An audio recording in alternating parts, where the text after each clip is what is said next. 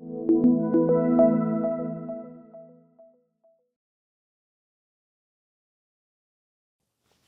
이제 제석천에 올라가다 한 챕터 더 하고 시간이 이제 거의 다 됐으니까.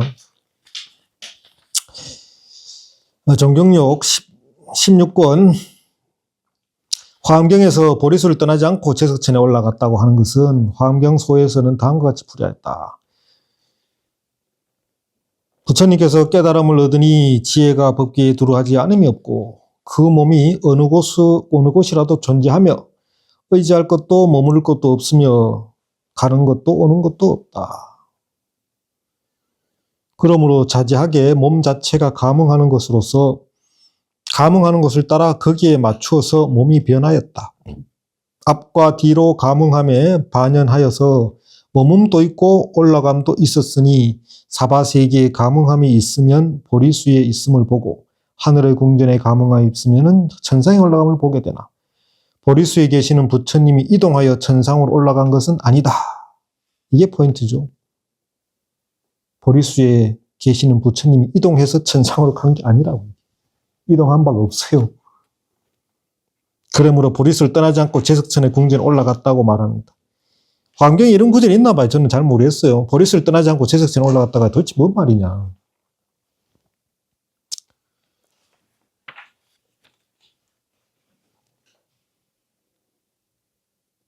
그 근기에 맞춰서 바로바로 감응하는 거죠. 보리수에 있는 사람을 교화할 때는 보리수에서 감응하는 거고 제석천에 교화할 상이면 제석천에 나타나는 거고 그러나 보리수도 제석천도 내가 만든 상이다. 보리수도 그 자리고 제석천도 그 자리다. 그러니까 갈 일이 없는 거죠. 가기는 뭘 가겠어요. 현상계가 그래 할 뿐이고 인연에 의해서 연기된 거죠. 인연에서 연기된 거는 무생이라고 그러죠. 남바가 없다는 거죠. 쉽게 얘기하자면은 어젯밤에 꿈을 꿨는데 부처님이 내가 부처님까지 갈 것도 내가 이 자리에 앉았다가 이 자리에 앉았다가 저쪽 독림선으로 갔어요. 꿈에서. 근데 꿈자리에서는 분명히 이동한 건 그치. 깨고 나면 어때요? 간 적이 없어요. 간 적이 없어요. 이 자리에서 이 자리도 이 자리고 독림선은 또 이 자리예요. 둘 다 이 자리예요. 갈 수가 없어요. 간다는 말이 성립이 안 되는 거예요. 그게. 그래서 모르면은 간 적이 있고 알면은 간 바가 없습니다. 법회는 다음 페이지 120페이지 법회는 개성으로 다음과 같이 말하였다. 열애의 자제하신 신통력들을 불자여 너희들은 관찰할지니 일체의 육도윤회 중생세계에 부처님 계신다고 말할 것이다. 열애가 자주자재하다는 거죠. 전지전능하고 자유자재해요. 그래가지고 일체 육도윤회 중생에게 부처님이 다 계시는 거예요. 없는 곳이 없다. 그래서 이것은 부처님이 보리수에서 떠나지 않은 이치를 말한 것이며 우리들이 지금 부처님을 보니 수미산의 정상에 머문다고 말하면 올라갔다는 이치를 말하는 것이다. 우리들이 지금 부처님을 보니 수미산 정상에 머문다고 꿈을 꾼다는 얘기죠. 이게 현상계에서. 본질을 얘기하는 게 아니에요. 이게 사법계를 얘기하는 겁니다. 사법계. 결론 제일 마지막 부사의경에서는 만약 내가 분별하면은 부처님이 눈앞에 나타나나 분별이 없으면 조금도 부처라고 볼 것이 없다. 생각이 부처님을 만들 수 있으나 생각을 떠나면 부처님은 있을 것이 없다. 이와 같이 삼계의 일체 모든 법은 모두 마음을 벗어나지 않는다. 이게 핵심이죠. 앞에 길게 했던 챕터에서도 결론 이게 핵심이고 지금 제석천에 올라가다라고 하는 요 챕터에서도 결국 이게 이제 핵심이에요. 내가 분별하면은 부처님이 눈앞에 나타난다. 심생즉 종종 법성이라. 내 마음 한 생각이 나니까 온갖 경계와 법이 생겨나더라. 심멸즉 종종 법멸이라.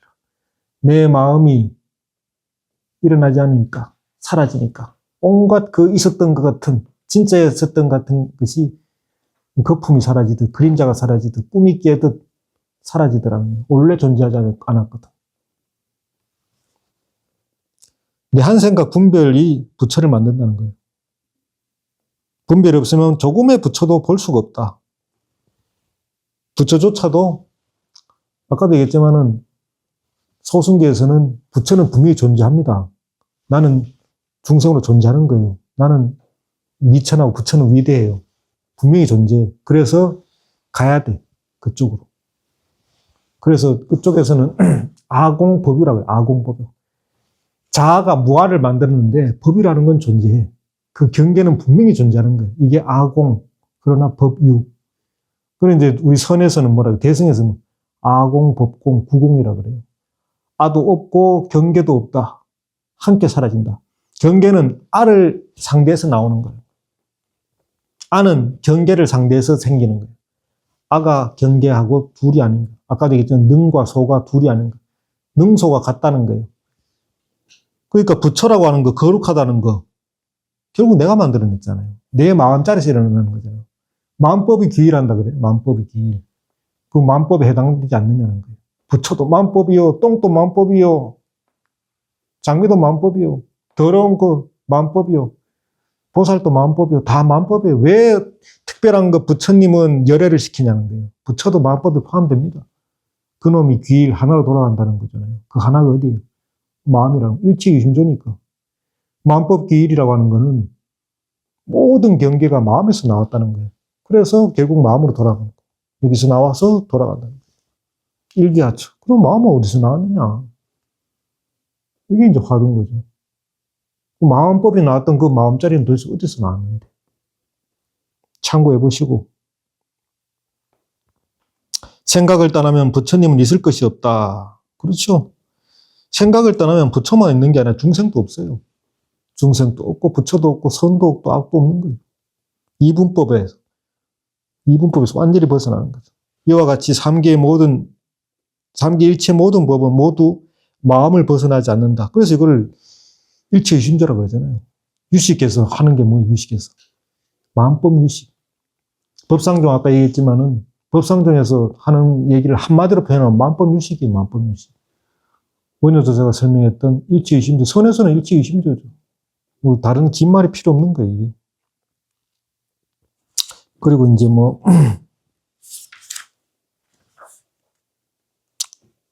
뒤에도 요까지 뭐 잠깐 이거는 크게 설명할 거 없으니까 잠깐 이런 게 있다는 거 말씀드리고 부처님 10가지 몸이라고 하는 게 있는데 뭐 보리신, 원신, 뭐 화신, 역지신, 상호장음신, 위세신, 의생신, 뭐 복덕신, 법신지신 이건 한번 읽어보시고 내일은 그 다음 페이지하고 이제 여기서 이제 화신이라고 하는 게 있어요. 화신은 이 고타마 시타르타 2500년 전에 살았던 고타마 시타르타 이게 화신이 대표적인 화신. 고타마 시타르타는 개성을 갖고 있어요. 개성을. 그거는 법신이라고 하지 않습니다. 저도 법신이 있고 여기 있는 분들도 다 법신이 있지만 화신도 같이 갖고 있어요. 이 화신은 캐릭터를 갖고 있어요. 성격이 급한 사람, 장이 안 좋은 사람, 머리가 총명한 사람, 키가 작은 사람, 몸무게가 무거운 사람.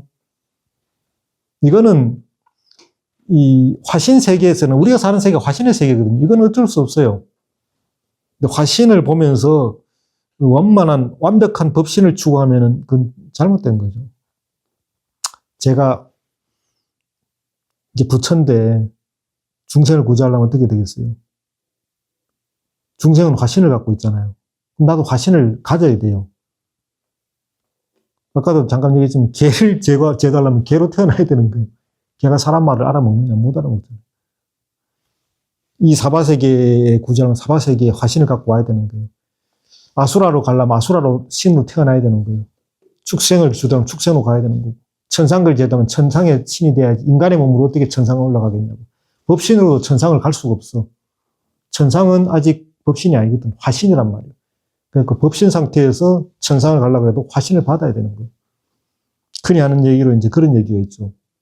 내가 고수도배 아주 고수인데 옛날에 처음 인터넷이 나왔을 때 근데 막 인터넷상으로 아이디 만들어가지고 저들끼리 막 고수도 따고 해가지고 뭐 점수 포인트 따고 이렇게 하는데 제가 그 판에 끼어들어가지고 이 고수도비 뭔가 내가 고수도비 정의를 가르쳐 주겠다. 하려면 어떻게 해야 되겠어요? 나도 아이디 만들어야 돼요. 주소 집어넣고 이메일 집어넣고 전화번호 집어넣고 그러면서 내 아이디를 하나 만들죠. 그게 화신이에요. 그래야 그 세계 뛰어들어가고 걔하들하고 한판 할 거 아니에요. 뭐를 하든지. 게임을 하든 고수를 하든. 이게 화신이야. 그런데 나는 인터넷상으로는 그 화신 존재면 나는 뭐예요? 나는 법신이지, 이 상태에서. 나는 고수야, 지금.